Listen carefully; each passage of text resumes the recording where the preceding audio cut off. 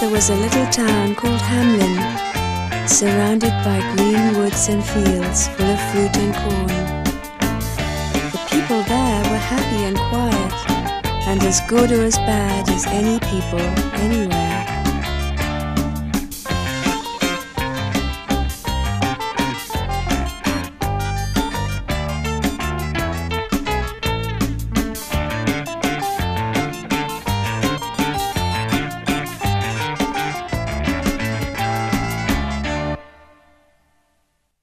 One day, everything changed.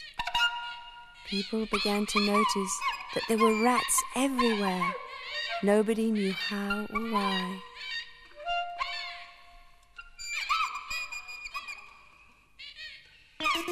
Rats! They fought the dogs and killed the cats, bit the babies in the cradles, ate the cheeses out of the vats, licked the soup from the cook's own ladles, split open the kegs of salted sprats, made nests inside men's Sunday hats, and even spoiled the women's chats by drowning their speaking with shrieking and squeaking in 50 different sharps and flats.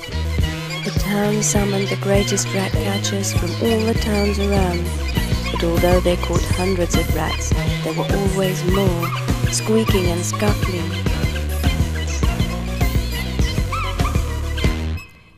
As if they were bewitched. At last the people in a body to the town hall came flocking.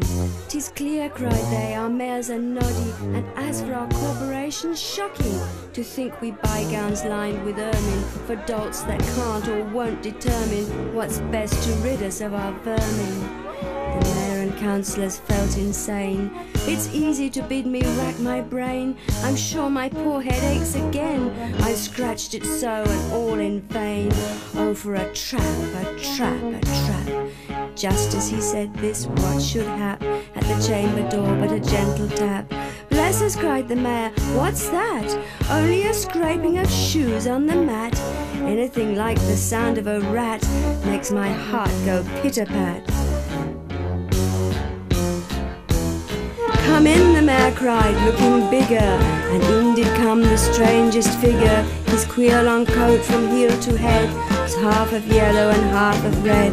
He himself was tall and thin, with sharp blue eyes, each like a pin, and light loose hair, yet swarthy skin.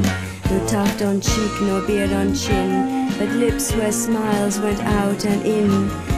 He advanced to the council table and, "Please, your honours," said he, "I'm able by means of a secret charm to draw all creatures living beneath the sun, that creep or swim or fly or run after me so as you never saw. And I chiefly use my charm on creatures that do people harm, the mole and toad and newt and viper, and people call me the Pied Piper." And here they noticed round his neck a scarf of red and yellow stripe, to match with his coat of the self-same check, and at the scarf's end hung a pipe, and his fingers they noticed were ever straying, as if impatient to be plain.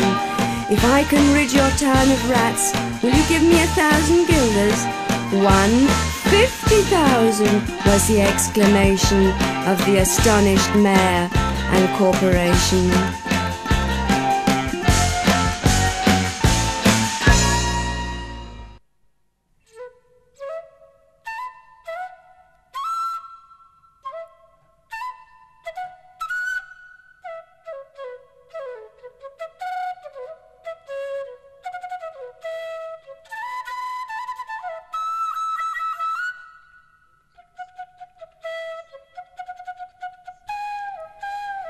Into the street the piper stepped, smiling first a little smile, as if he knew what magic slept in his quiet pipe the while.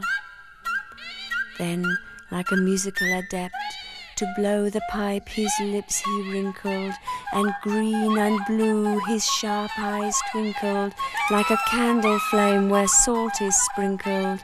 And ere 3 shrill notes the pipe uttered, you heard as if an army muttered. And the muttering grew to a grumbling, and the grumbling grew to a mighty rumbling, and out of the houses the rats came tumbling.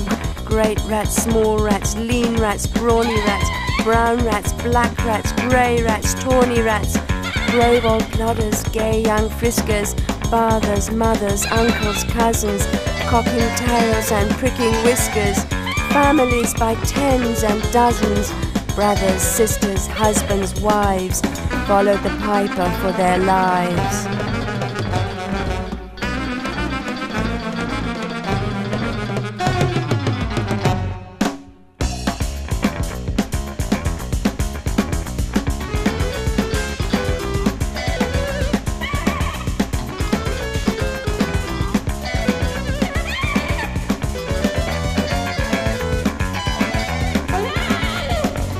From street to street he piped, advancing, and step by step they followed, dancing, until they came to the river Weser, wherein all plunged and perished.